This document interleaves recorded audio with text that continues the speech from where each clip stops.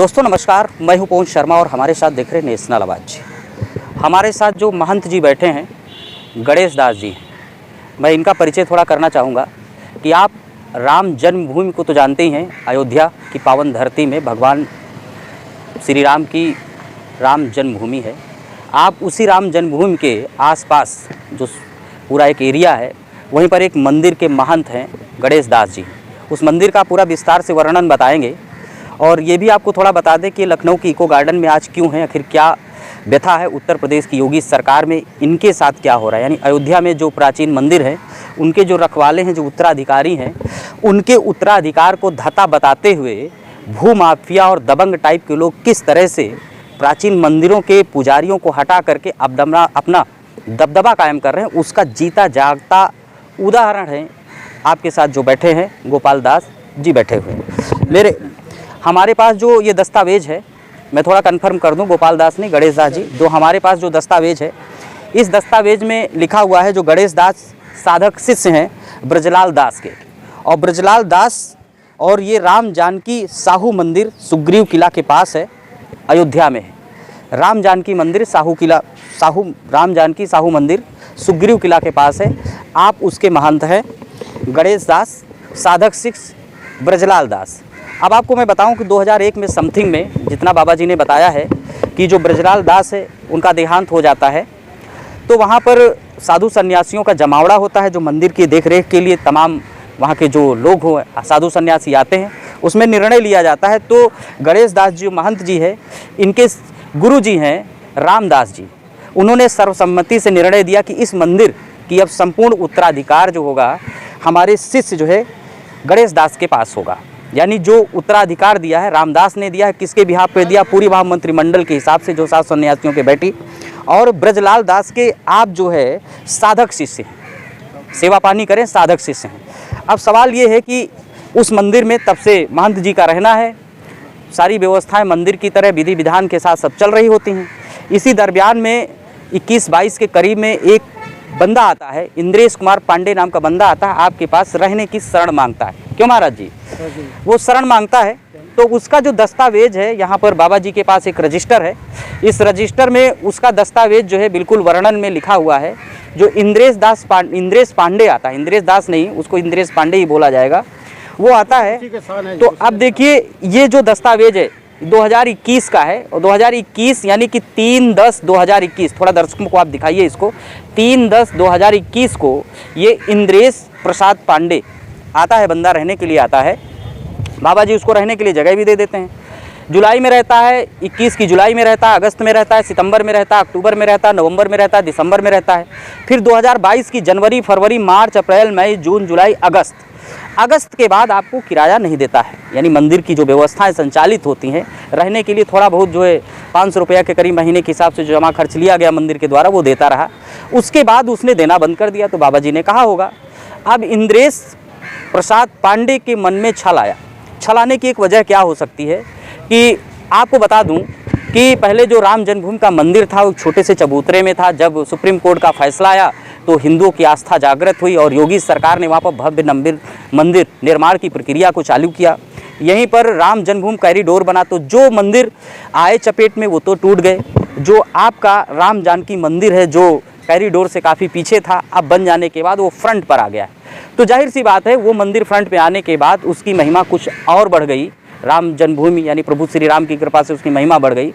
तो इस समय जो इंद्रेश प्रसाद हैं, उन्होंने एक झूठा मुकदमा पंजीकृत करा दिया बाबा जी के खिलाफ, और उन लोगों से मिलकर के करा दिया कि जिन लोगों ने उस मंदिर का उत्तराधिकार कोर्ट के सामने आपको सौंपा गया था, उनके इसमें दस्तखत भी हैं।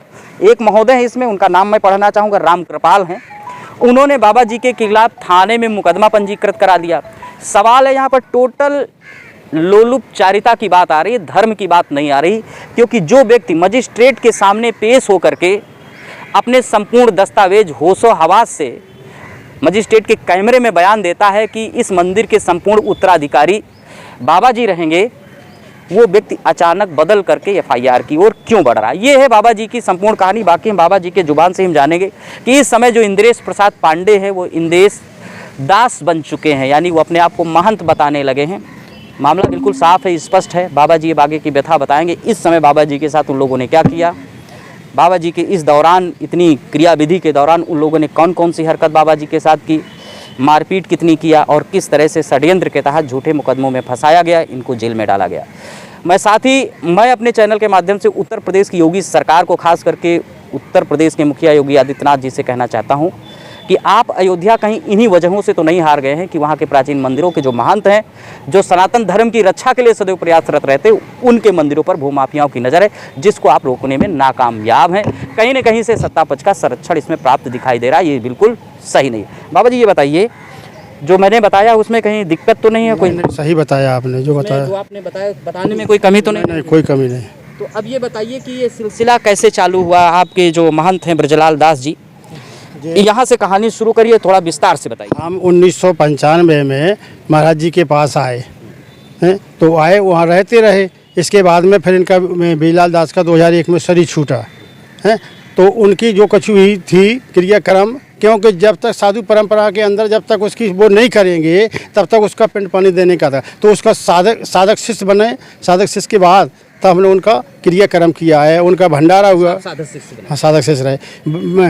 फिर भंडारा हुआ उनका, भंडारे में अयोध्या के प्रतिष्ठित संत महात्मा आए, सबने उन्हें विचार किया कि अब मंदिर की व्यवस्था कैसे चलेगी।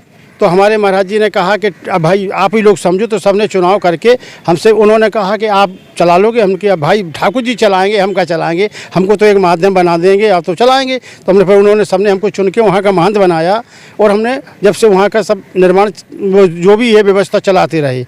अब जे इंद्रेश आया पढ़ाई करने के लिए, हमसे बोला महाराज जी हम पढ़ना चाहते हैं, ब्राह्मण हैं और हम गरीब आदमी, हम कि तो रहो भैया, हम साधु हैं, हमारा काम है कि तुम लोग कोई भी सुखी रहे। तो ये 500 रुपया देते रहा, बिजली का खर्चा हम लेते रहे इससे, और इसके शान भी कराते रहे हम। वो हमारे पास कागज़ है, देखिए ये रजिस्टर है, तो हम उस पर शान कराते रहे और बस रहता रहा। जब से जो हमारा जो मंदिर वापस आया है फ्रंट पे, और हमारा मंदिर जब टूटा तो उसमें कॉरिडोर बना है, तो तब से उसका महत्व बढ़ गया है। तो भूमाफिया जो अगल बगल के थे, उनसे जो इनने मिल के और हमको मारने के लिए कई बार उन्होंने प्रयास कराया, बाहर से आदमी लाए हैं ये लोग।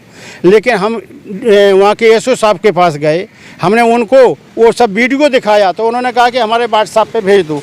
हमने उनके व्हाट्सएप पे दिखा दिया, और हमने कहा हमारे कैमरा में भी सब है। तो इन्होंने हमारे 6 कैमरा लगे थे, वो सब कैमरा तोड़वा डाले, वो अपने दूसरे कैमरा बदल गए। हमारे जो मंदिर का सामान था उमा शंकर, दुर्गा और मथुरा और इंद्रेश्वर, इन्होंने पूरा सामान लूट ले गए। हमारी पत्नी थी उसमें, तो उसका जेवर लूट ले गए, और ये लोग सब वहाँ से सब लूट के ले गए हैं। और हमारे ऊपर राम कृपाल को ले आए, जबकि जो को है अम्बेडकर जिला का राजभर है, हमारी समाज का नहीं है, उसको ले आए। उससे हमारे ऊपर 467 की FIR करा दी और हमको जेल भेज दिया। रात में इन्होंने सब सामान लूट लिया हमारा। और हमारे जो नाम से आज भी देखिए, हमारे नाम से एक वो है, जबकि मीटर लगा है उसे, तो हमारा मीटर तोड़ के उमा शंकर ने अपने नाम से मीटर लगवा लिया वहाँ। हमारे साथ में तो इतनी घटना घटाई कि हम 66 साल की उम्र के होते हुए और हमको बार बार परेशान करे जा रहा है। इसलिए हम यहाँ यूके गार्डन धरना में बैठे हैं। बाबा जी को रोकेंगे, थोड़ा मैं अपने दर्शकों को बताऊँगा। ये देखिए कि बाबा जी के पास जो है जल विभाग का, नगर पंचायत जो अयोध्या है वहाँ से उनका अप्रूवल है, नाम पता है उनका, गणेश दास के नाम है, देख लीजिए अच्छी तरह से, गणेश दास के नाम है। ये देखिए यहाँ पर गणेश दास लिखा हुआ है। उसके बाद जो है गणेश दास जी का ये देखिए निवास प्रमाण पत्र है, मजिस्ट्रेट के द्वारा लिखा हुआ है। उसके बाद सेम राम जानकी मंदिर का जो है आपके पास राशन कार्ड भी है, बहुत पुराना है। गणेश दास के नाम पर ये देखिए वोटर कार्ड है। गणेश दास जी के नाम पर वहीं सेम राम जानकी मंदिर का जो है आपके पास आधार कार्ड है। और एक सबसे बड़ी बात है कि ये जो दस्तावेज हैं, परिवार रजिस्टर की नकल से लेकर के तमाम निबंधन कार्यालय जो अयोध्या का है, वहाँ पर सारे दस्तावेज आप जो गणेश दास जी हैं आपके नाम पर हैं, यानी जो राम जानकी मंदिर है उसके पूर्णतया उत्तराधिकारी कागज़ों के हिसाब से और सरकारी दस्तावेजों के हिसाब से आप दिखाई देते हैं, और जो धर्म के हिसाब से, सनातन संस्कृति के हिसाब से वो भी आप दिखाई दे रहे हैं। अब बाबा जी ये बताइए कि वर्तमान समय में क्या पोजीशन है, और जो माफिया लोग हैं जिन लोगों ने आपके खिलाफ मुकदमा पंजीकृत कराया उनका क्या कहना लग रहा है, इस समय आपके साथ क्या व्यवहार कर रहे हैं? वो हमारे साथ में ये कह रहा है कि वहाँ 2 लेडीजें रखे हैं, वो कहते हैं कि वो दूसरे लोगों से कहते हैं कि बाबा जी आएंगे तो हम उनको छेड़खानी का मुकदमा और लिखवा देंगे, बाबा जी हमेशा ज़िंदगी भर जेल में पड़े रहेंगे। हम मंदिर में आपके उन्होंने कब्जा कर लिया? हाँ, पूरा कब्जा कर लिया, स्थिति में कब्जा कर चुके हैं? पूरा कब्जा कर चुके हैं। सब नीचे ऊपर उसमें 30-35 रूम हैं, उस सब में कब्जा, हमारे ताले तोड़े, उसका वीडियो है हमारे पास में। पुलिस का क्या कहना है? पुलिस वहाँ कुछ नहीं कर रही हमारे साथ, हम जाते, पुलिस ने कर रही है? आज तक हमारे अभी आपने प्रार्थना पत्र कहाँ तक दिया? हमने माननीय मुख्यमंत्री महोदय वहाँ गोरखपुर दिया है, यहाँ बीच आके हमने दिया 2 बार, केशव प्रसाद मौर्य को दिया है, लेकिन हमारी आज तक कोई कार्रवाई नहीं, ना सुनाई भाई। उत्तर प्रदेश सरकार से सीधे क्या जवाब कहना चाहते? उत्तर प्रदेश सरकार से ये कहना चाह रहे हैं हम कि हमारी इस पूरी प्रकरण की जांच हो जाए और हमको मंदिर में मतलब प्रवेश करा देवे। हम उत्तर प्रदेश से ये सरकार याचना करना चाह रहे हैं। यानी जो भूमाफिया है, जो दबंग टाइम के लोग हैं, उनको हटा दिया जाए, न्याय होना। हाँ, हमारे साथ न्याय हो और उनके ऊपर मुकदमा लिखा जाए, और अगर वो गलत हैं तो उनके ऊपर मुकदमा लिखा जाए। उनके गलत है कि नहीं? वो गलत तो इसलिए है कि पहले सरकार हमारे कागज़ देके उनसे कागज़ मांग लीवे कि उनके पास क्या कागज़ है, बस ये दिखा जाए। दोस्तों, ये गणेश दास महंत है राम जानकी मंदिर अयोध्या के। इस समय आपको मंदिर से उन दबंगों ने निकाल दिया है। कूट रचित उन्होंने दस्तावेज तैयार किया है, उनके दस्तावेज भी हैं, और इसमें अयोध्या के एसपी से लेकर के वहाँ के जो स्थानीय थाना है, राम जन्मभूमि थाना जो भी है, वहाँ के एसएचओ साहब की भूमिका इम्पॉर्टेंट हो जाती कि आप जो महंत हैं गणेश दास जी, इनको न्याय मिलना चाहिए। और दोस्तों, मैं आपको बता दूं कि इस तरह की एक ही घटनाएं नहीं है, ढेरों घटनाएं अयोध्या की जब निकल करके आती हैं कि मंदिर के नाम पर, यानी जो पुराने पुजारी संत हैं, महात्मा है, उनकी मनोभावनाओं को, उनकी संपत्तियों को, उनके मंदिरों को छीन करके जो नए टाइप के लोग हैं, भूमाफिया टाइप के लोग आ रहे हैं, ये कतई न कतई सनातन धर्म को पलीता लगा रहे हैं। और जो वास्तविक रूप से जो सनातन संस्कृति का पालन करते हैं, मंदिर की रक्षा करते हैं, उनके साथ अन्याय हो रहा है। मैं अपने चैनल के माध्यम से उत्तर प्रदेश सरकार से कहना चाहता हूँ कि अतिशीघ्र इस पर कार्रवाई होनी चाहिए। मैं फैजाबाद अयोध्या के डीएम से भी कहना चाहता हूँ कि इस पर तत्काल संज्ञान होना चाहिए, क्योंकि जिस तरह से माफियाओं ने उस पर कब्जा कर रखा है तो उनकी मंशा कतई साबित नहीं हो सकती। हो सकता है कुछ अनैतिक कार्य को भी वो परिणित दे सकते हैं। इस तरह से अयोध्या की बदनामी होती रहेगी। और आपको बता दूं कि जाहिर सी बात, सत्ता पक्ष के हाथ से अयोध्या जा चुकी है। उसका कहीं मूल कारण यही है कि वहाँ पर दबंग माफिया सक्रिय हैं। वैसे भी अयोध्या के नाम पर बड़ी किरकिरी हो रही, कम से कम एक न्याय दे करके सम्मानजनक जीवन देने के लिए जो गणेश दास जी महंत हैं, इनको हक और अधिकार मिलना चाहिए। आप भी कमेंट करके बताइए कि आप लोग क्या सोचते हैं, महंत जी के साथ क्या हुआ, अन्याय क्या हुआ। और आपको एक बात और बता दूं कि मैं बाबा जी के मंदिर पे जाऊंगा, वहाँ से ग्राउंड जीरो से रिपोर्ट दिखाऊंगा कि वहाँ पर कौन कौन लोग हैं, किस तरह से उस मंदिर पर कब्जा किए हुए हैं। टोटल वहाँ का विजुअल आपके सामने कुछ ही दिनों के अंदर प्रस्तुत करूँगा। तब तक के लिए नमस्कार। वही पवन शर्मा, लखनऊ।